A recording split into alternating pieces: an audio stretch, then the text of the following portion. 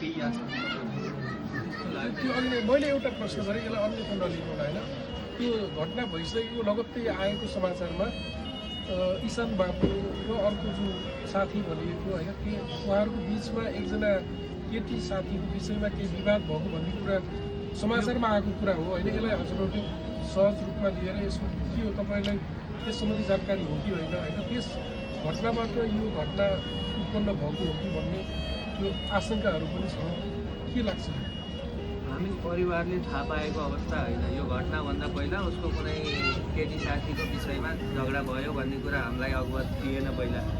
यही घटनाक्रमले त्यो पनि कतै कतै जोड्यो। अनि त्यो जोड्दै गर्दा झगडा गेट बाहिर, स्कुलको गेट बाहिर चाहिँ सामान्य झगडा भएर सामान्य मुकामुकी धकेला धकेल भएको थियो रे।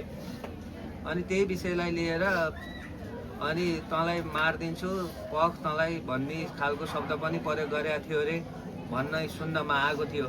तर प्रहरीले अनुसन्धानमा उनीहरूलाई तानेर 5-6 दिन बयान लिएको छ। त्यो थप जानकारी चाहिँ प्रहरीले नै पाएको हुनुपर्छ सर। केही हामीलाई थप जानकारी केही दिएको छैन। त्यस्तो गर्ने व्यक्ति त्यो स्कुलकै सहपाठी हो? सहपाठी नै हो। एउटा अरू छ, जस्तै इसान बाबुको